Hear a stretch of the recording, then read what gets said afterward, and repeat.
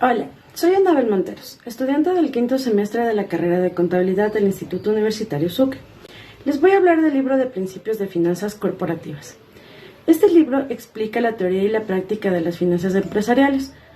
No necesitamos explicar por qué un gerente financiero debería conocer los aspectos prácticos de su trabajo, pero debemos enfatizar por qué un verdadero gerente debería molestarse en aprender ideas. Los líderes aprenden a resolver problemas cotidianos a través de la experiencia, pero los mejores también son capaces de responder al cambio. Para esto, no solo se necesitan reglas comprobadas, sino también comprender por qué otras empresas y mercados financieros funcionan de la manera en que lo hacen. En otras palabras, necesitan educación financiera. Suenan aterrador. No debería ser así. Una buena base teórica lo ayudará a comprender lo que sucede en el mundo que lo rodea y hacer las preguntas correctas cuando los tiempos cambien y sea necesario investigar nuevos problemas. También le dirá de que no debe preocuparse, se mostrará qué tan efectivos son los gerentes para resolver problemas. Por supuesto, hay varias contradicciones bien conocidas en las que los expertos financieros no están de acuerdo. No tomamos estos conflictos a la ligera, presentamos los argumentos de cada lado y expresamos nuestras opiniones. La mayor parte de este libro está dedicada a comprender lo que hace un administrador financiero y por qué, pero también hablamos de lo que deben hacer los gerentes para agregar valor a la empresa. Si la teoría muestra que se cometen errores, lo hacemos sabiendo que lo que están haciendo puede tener un motivo equivocado. En otras palabras, tratamos de ser honestos y no fingir. Capítulo 18. ¿Es relevante la política de endeudamiento? El recurso básico de una empresa es la corriente de flujos de efectivo que producen sus activos. Cuando la empresa se financia totalmente con acciones comunes, todos esos flujos de efectivo pertenecen a los accionistas, pero cuando la empresa emite títulos de deuda y de capital, los flujos del efectivo se dividen en dos corrientes. Una corriente relativamente segura que va a los tenedores de deuda y una corriente más riesgosa que va a los accionistas. La combinación del financiamiento a través de deuda y de capital se conoce como estructura de capital de una empresa. Desde luego, la estructura de capital no es meramente deuda o capital. Hay muchos tipos de deuda y por lo menos dos tipos de capital, ordinario y preferente. Por ejemplo, los bonos convertibles. La empresa puede emitir decenas de títulos inmemorables, combinaciones, así se trata de maximizar el valor del mercado de la empresa. Efecto del apalancamiento financiero en una economía competitiva sin impuestos.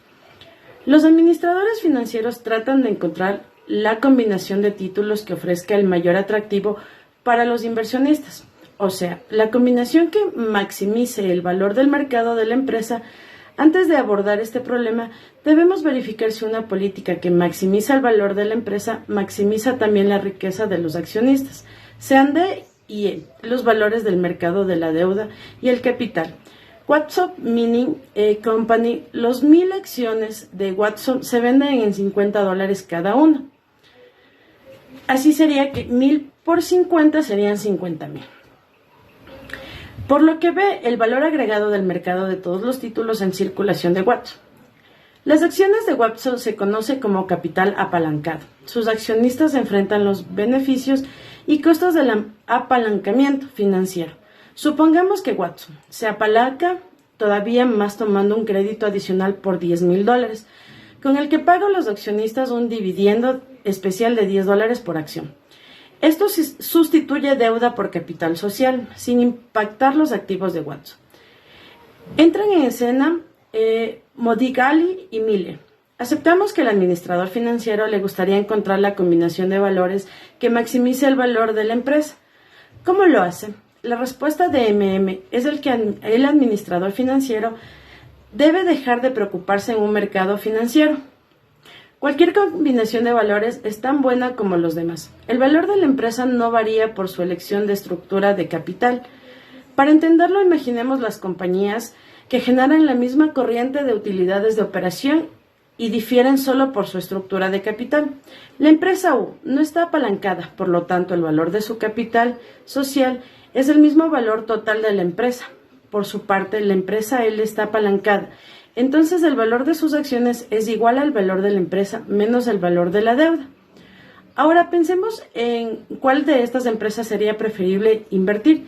Si uno no quiere correr muchos riesgos, puede comprar acciones comunes de la empresa, no apalancada. Por ejemplo, si usted compra el 1% de las acciones de la compañía U, su inversión es de 0.01 y tiene derecho al 1% de las utilidades brutas. La ley de conversación del valor, el argumento de de que la política deuda carece de importancia, es una aplicación de una idea sorprendentemente simple. Si tenemos dos flujos de efectivo A y B, entonces el valor presente de A y B es igual al valor presente de A más el valor presente de B. Ya encontramos este principio de actividad del valor en nuestra exposición sobre el presupuesto de capital. Cuando vivimos por el valor presente de los dos activos combinados es igual a la suma de los valores presentados considerados por separado en el contexto actual. No estamos combinando activos, sino fraccionándolos, pero la adición del valor funciona también en sentido contrario. Podemos dividir el flujo de efectivo en tantas partes como querramos. Los valores de las partes siempre sumarán lo mismo que el valor de la corriente sin dividir. Desde luego, entonces, que verificar que ninguna de las partes de la corriente se pierda al hacer la división. No podemos decir el valor de un pastel en que se parte, si en que lo parte también es mordisquea. En realidad se trata de una ley de conversación de valor. El valor de un activo se preservará independientemente de la naturaleza de lo que se pretenda en contrario. Y la estructura del capital proposición. Es el valor de la empresa. Está determinado en el lado izquierdo del balance por los activos reales, no por las proporciones de los valores de deuda y capital emitidos por hacerse de los activos. Es frecuente que las ideas más simples tengan la aplicación más amplia. Por ejemplo, podríamos aplicar la ley de conservación del valor a la decisión de elegir entre emitir acciones preferentes, acciones comunes o alguna combinación. La ley implica que la decisión no es importante si suponemos que el mercado perfecto del capital siempre que la decisión no afecte las políticas de inversión, crédito y la operación de la empresa. Si el valor total del pastel del capital, combinación de acciones preferentes y comunes, es fijo a los propietarios de la empresa, sus acciones comunes no las preocupa cómo se parta. La ley se aplica también a la combinación de valores de deuda emitidos por la empresa. La elección entre deuda de largo plazo y de corto plazo con garantía o sin garantía, prioritaria o subordinaria, convierte o no convertible, tampoco debe tener efecto en el valor global de la compañía. La combinación y división de activos no afectará los valores mientras no repercuta en las decisiones de un inversionista. Cuando mostramos que la estructura del capital no afecta a las decisiones, supusimos de manera implícita que tanto las compañías como individuos pueden prestar y obtener en préstamo la misma tasa de interés libre de riesgos. Siempre que sea así, los individuos pueden revertir el efecto de cualquier cambio en la estructura de capital de la empresa. En la práctica, la deuda corporativa no está libre de riesgos y las empresas no pueden escaparse con tasas de interés similares a un valor gubernamental. La reacción inicial de muchas personas es pensar que esto invalida la proposición de Es un error natural, pero es posible que la estructura de capital no venga en caso aun cuando la deuda sea riesgosa. Si una compañía obtiene dinero prestado no garantiza su pago. Paga la deuda en su totalidad, no si sus activos valen más que la deuda. Por lo tanto, los accionistas de la compañía tienen una responsabilidad limitada. A muchos individuos les gustaría obtener un préstamo con responsabilidad limitada.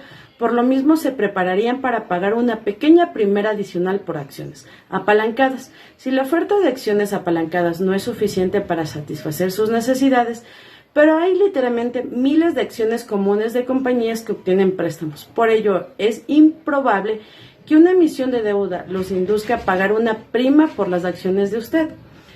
Riesgos financieros y rendimientos esperados. El apalancamiento incrementa la corriente esperada de utilidades por acción, pero no el precio de la acción. La razón es que el cambio de la corriente de utilidades esperadas se cancela exactamente con un cambio en la tasa a la cual se descuentan las utilidades.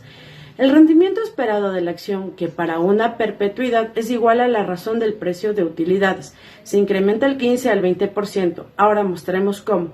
El rendimiento esperado de los activos de Macbeth es igual al ingreso de operación esperado dividido entre el valor total del mercado de los títulos de la compañía.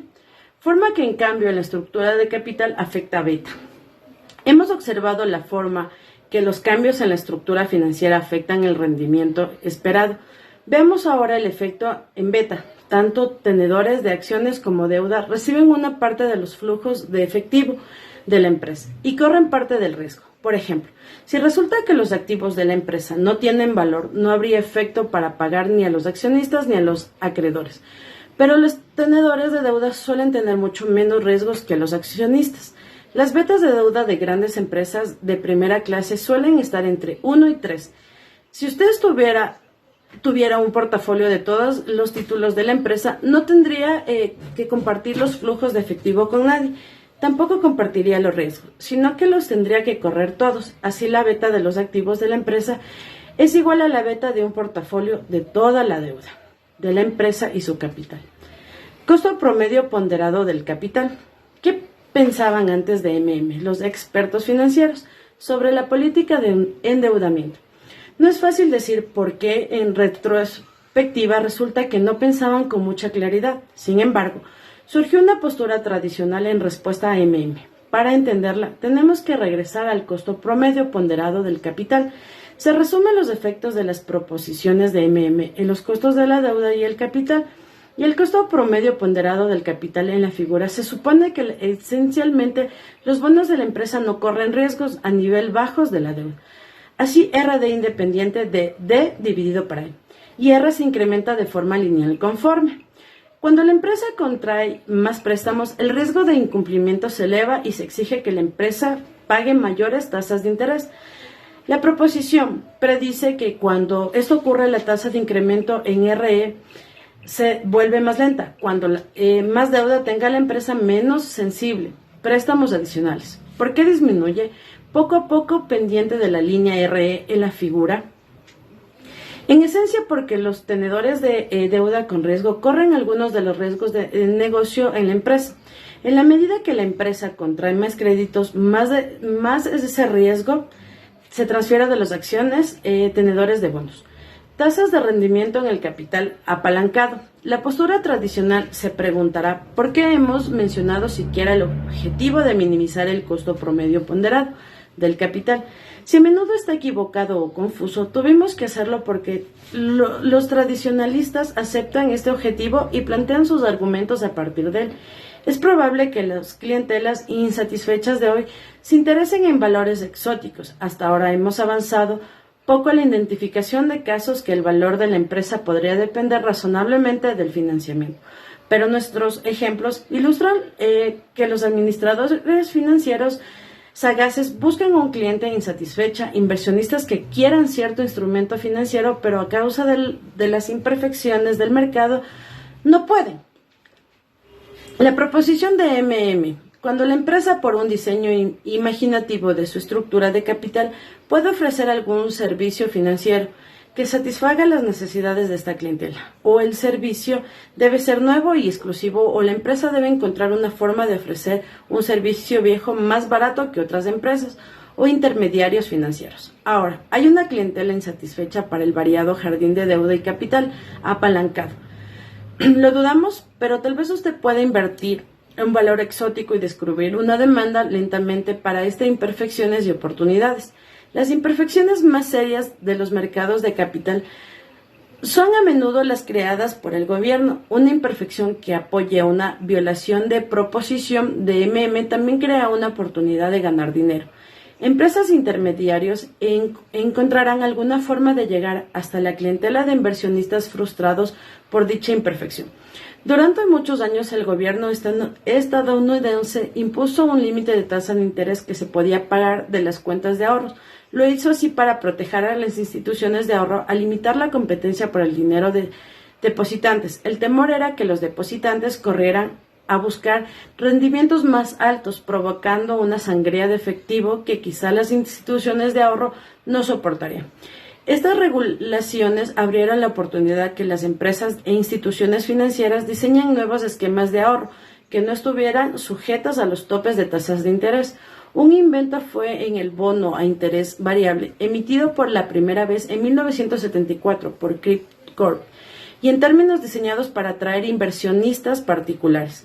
Los bonos de interés variable son títulos de deuda de mediano plazo, cuyos pagos de interés flotan de acuerdo con las tasas de interés de corto plazo. En la emisión de Crypto, por ejemplo, la tasa del cupón usada para calcular cada pago semestral de interés se fijaba en un punto porcentual por arriba del rendimiento de los certificados de tesorería. En consecuencia, el tenedor del bono de Crypto estaba protegido contra la fluctuación en las tasas de interés porque Citicorp enviaba un cheque mayor cuando las tasas de interés se elevaban y obviamente un cheque más pequeño cuando la tasa bajaba. Es claro que Citicorp encuentra una clientela desaprovechada de inversionistas ya que unió $650 millones en su primera oferta. Agregó el valor a cambiar su estructura de capital. Sin embargo, otras compañías las siguieron rápidamente y en el lapso de 5 meses emitían bonos a esta tasa variable entre $650 millones. Para mediados de la década de 1890, había una circulación de títulos de tasa variable por $43 millones y ahora estos valores de deuda de tasa flotante aparecen en todos lados. Comentario final sobre el costo promedio ponderado del capital de impuestos. Nos deja un mensaje simple. Cuando la empresa cambia su mezcla de valores de deuda y capital, cambia el riesgo de rendimientos esperados de estos valores, pero el costo global de capital de la compañía no cambia. Si usted piensa que ese mensaje es demasiado claro y simple, tiene razón. Las complicaciones se detallarán en los siguientes 2 capítulos, pero aquí debemos señalar el interés que paga una empresa por el endeudamiento se puede deducir de su ingreso gravable, así el costo de la deuda después de los impuestos. Es de RD 1 menos TC, donde TC es la tasa marginal corporativa de impuestos. Cuando las compañías descuentan un proyecto de riesgo promedio, no usan el costo de capital, como lo hemos calculado, sino el costo de la deuda después de un impuesto para calcular el costo promedio ponderado del capital, después de impuestos. WAP de Unión PAF. Ya tenemos 2 estimaciones de costo de capital de Unión Pacífico. Una estimación de 14.6% de los flujos de efectivo, descontados de la DFC de inglés Discount Effect Funds, de la sección 5.3, y una estimación de modelo de precios de los activos de capital, del 9.9 de la sección 10.2. Tomemos un punto intermedio. La tasa de endeudamiento de largo plazo de Unión Pacífico es del 6%. La estructura del capital de la compañía, usando valores del mercado de deuda de capital, es de 10%. Imaginemos al administrador financiero como el funcionario que toma todos los activos reales de la empresa y los vende a los inversionistas como un paquete de títulos. Algunos administradores financieros eligen el paquete más simple, posible financiamiento de todo por capital. Algunos terminan emitiendo docenas de valores de deuda y capital. El problema es encontrar la combinación particular que maximiza el valor del mercado de la compañía.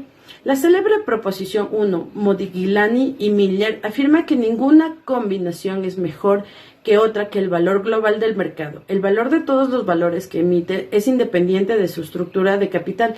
Las empresas que se endeudan sí ofrecen a los inversionistas un menú más complejo de valores, pero los inversionistas responden con un bostezo.